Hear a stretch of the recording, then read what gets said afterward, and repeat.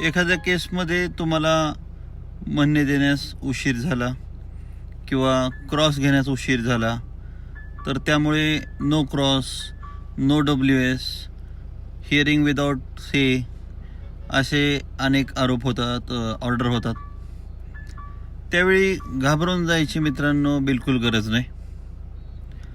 कारण अशावेळी धांदलीत किंवा गडबडीत एखादं म्हणणं देणं किंवा क्रॉस देणं, क्रॉस घेणं हे अत्यंत चुकीचं आहे. त्याचा मात्र तोटा भरून येत नाही.